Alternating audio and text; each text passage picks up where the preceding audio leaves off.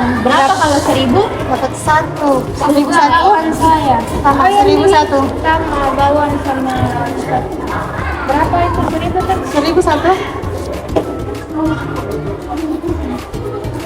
Kasih dadah. Ya, sama-sama.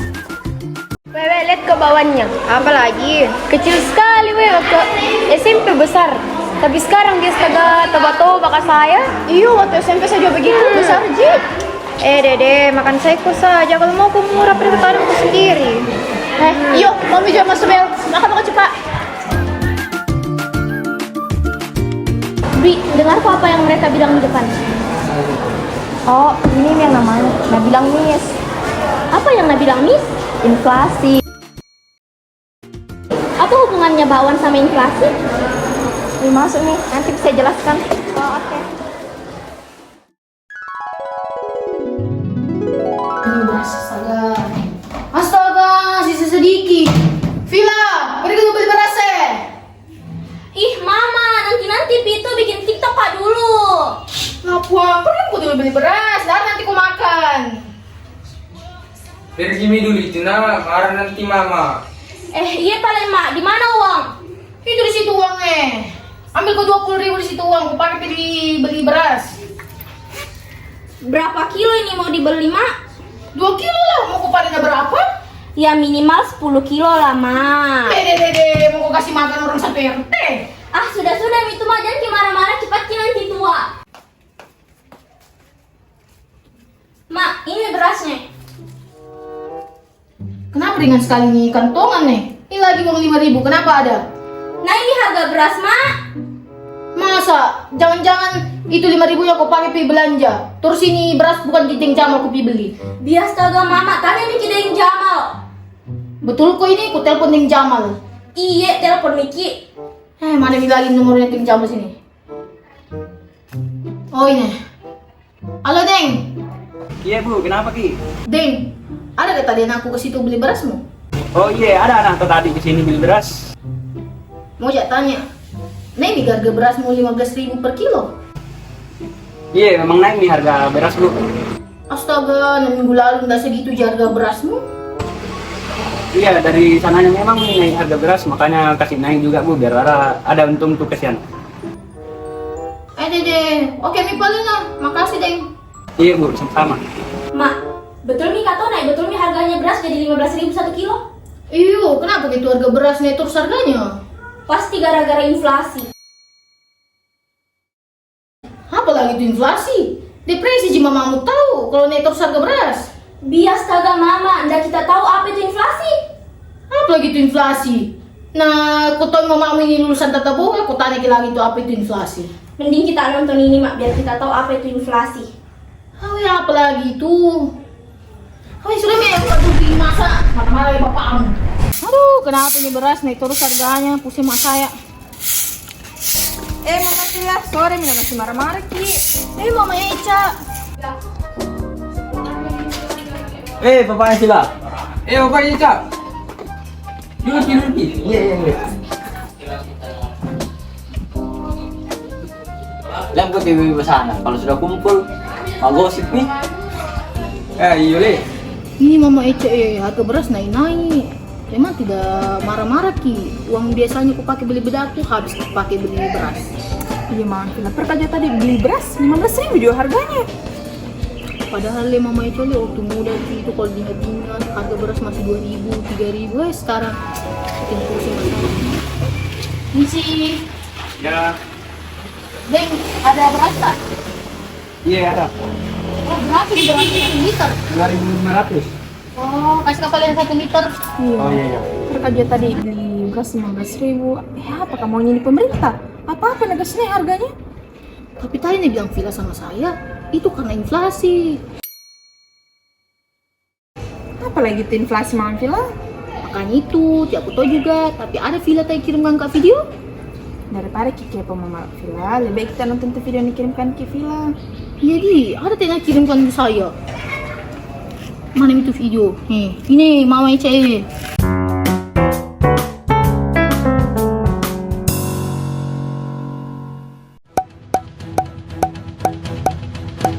Jelang pergantian tahun, perekonomian dunia pada 2023 dibayangi oleh ketidakpastian dan masa gelap. Dunia pada 2023 akan gelap. 3 potensi krisis yang harus diwaspadai pada tahun 2023, yaitu krisis pangan, krisis energi, dan potensi krisis keuangan. Tahun ini sulit dan tahun depan sekali lagi saya sampaikan akan gelap.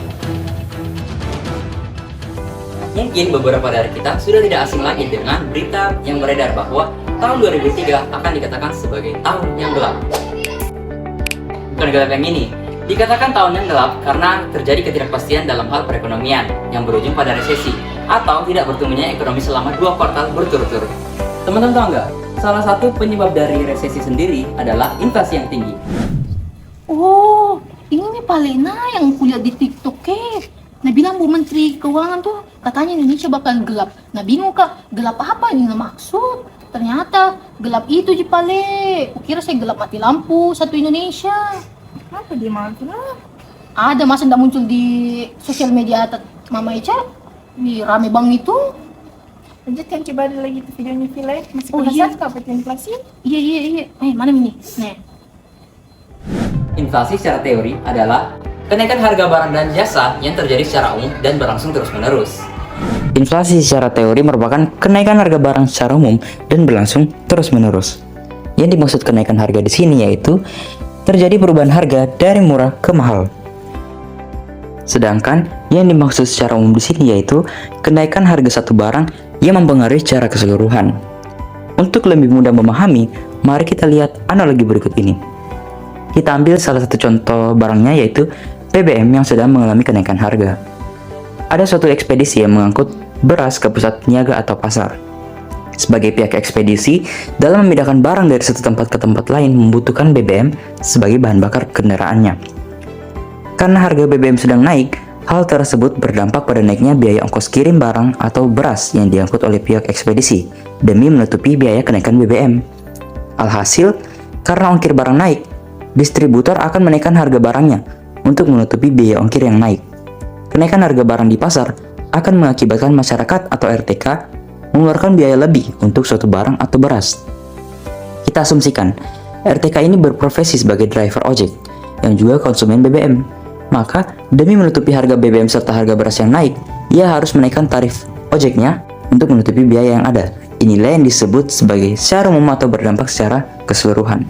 Lalu yang dimaksud terus-menerus yaitu jika kenaikan harga barangnya berlangsung dalam jangka waktu yang lama. Secara umum, penyebab inflasi terbagi atas 3 bagian teman-teman. Yang pertama, jumlah uang yang beredar terlalu banyak. Uang yang beredar di masyarakat banyak bisa disebabkan karena pencetakan uang yang terlalu banyak. Padahal, ketika uang yang beredar di masyarakat banyak, nilai dari mata uang tersebut akan mengalami penurunan dan daya beli dari masyarakat mengalami peningkatan. Faktor yang kedua yaitu kenaikan permintaan.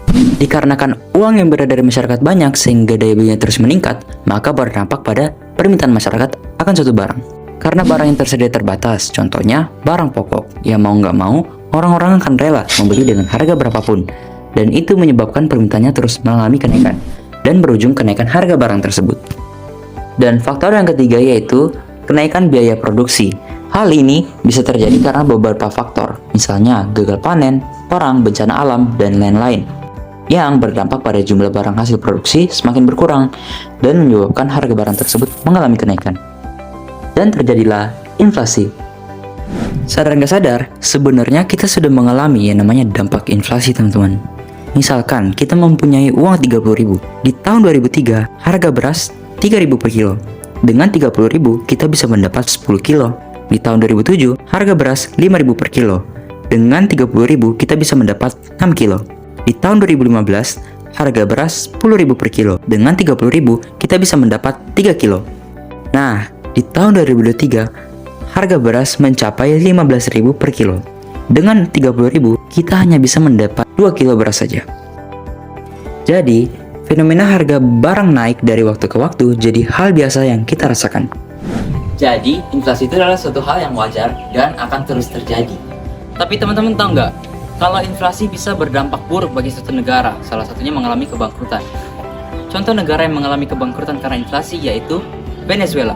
Pada mulanya Venezuela merupakan negara yang kaya akan minyak. ketika harga minyak melonjak drastis, otomatis devisa negara dari Venezuela melonjak tinggi. Sehingga pada tahun 2014, harga minyak turun drastis, otomatis devisa negara dari Venezuela mengalami penurunan. Mau tidak mau, pemerintah harus mencabut subsidi pada masyarakatnya. Dikarenakan masyarakatnya terbiasakan subsidi sehingga produktivitasnya menurun, hal tersebut membuat uang yang berada di masyarakat semakin sedikit. Dan akhirnya, pemerintah Venezuela mengeluarkan satu kebijakan, yaitu mencetak uang sebanyak mungkin untuk mengatasi uang yang berada di masyarakat sedikit. Dan hal tersebut memunculkan yang namanya inflasi. Tetapi, kita tidak bisa mengatakan bahwa inflasi berdampak buruk bagi suatu negara. Memang, inflasi yang tinggi dan tidak terkendali akan berdampak buruk bagi suatu negara. Tetapi, inflasi yang rendah dan terkendali akan dapat berdampak positif bagi suatu negara. Salah satu bentuk dampak positif dari inflasi yaitu terhadap rumah tangga produsen atau RTP. Ketika inflasi terjadi, otomatis permintaan akan suatu barang akan naik. Lalu, rumah tangga produsen akan otomatis memperluas produksinya, sehingga menyerap tenaga kerja dan mengurangi angka pengangguran yang ada di negara tersebut. Namun, ada pula dampak negatifnya teman-teman. Ketika inflasi terjadi, akan sangat merugikan orang yang berpenghasilan tetap. Orang tersebut mempunyai pendapatan tetap, nilai mata uang melemah sehingga daya belinya akan semakin menurun.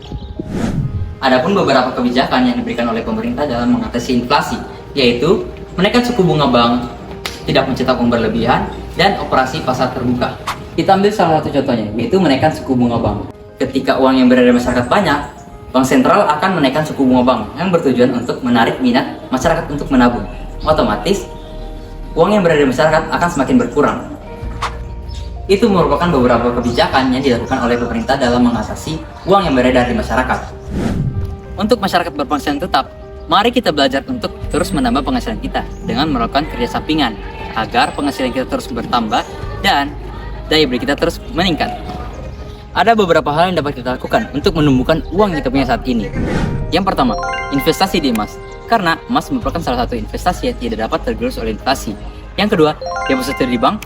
Yang ketiga, menabung dengan cara menukar mata uang rupiah ke kurs dolar. Kenapa kurs dolar? Karena kurs dolar merupakan salah satu mata uang yang stabil dan dapat menjaga nilai mata uang rupiah. Sebagai masyarakat, kita harus peka terhadap realita bahwa inflasi akan terus terjadi. Maka dari itu, mari kita terus belajar untuk menumbuhkan uang yang kita punya saat ini, melebihi jumlah inflasi yang terjadi di negara kita.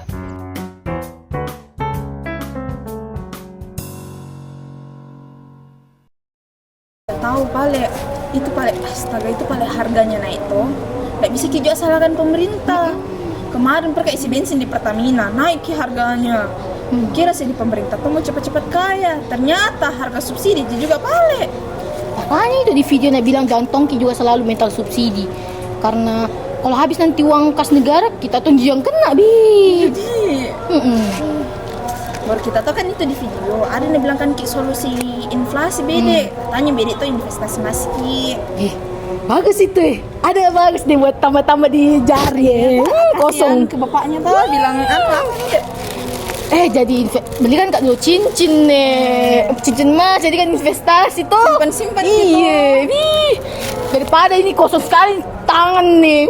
Jadi bagus kira kita Kalau tanya Ki, kenapa lagi nih mas? Pakai buat jadi investasi, kok itu mau inflasi, mending ke investasi mas. Ini kosong di tanganku juga. Kalau ada apa-apa bisa kita langsung ide bagus sekali tuh yang di video. Ya sia-sia kita nonton tuh video Mama Eca karena kasih Toki sebenarnya apa itu inflasi.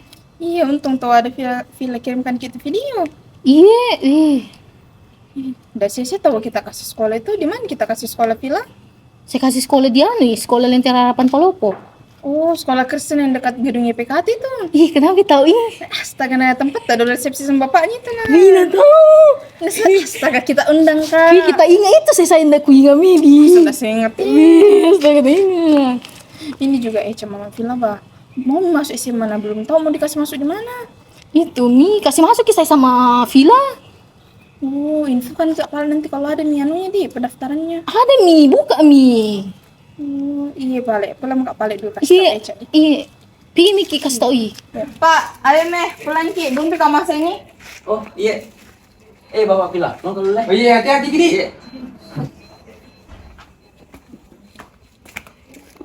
Bapak Villa, pulang dulu lah. Oh iya, hati-hati Ki. Iya.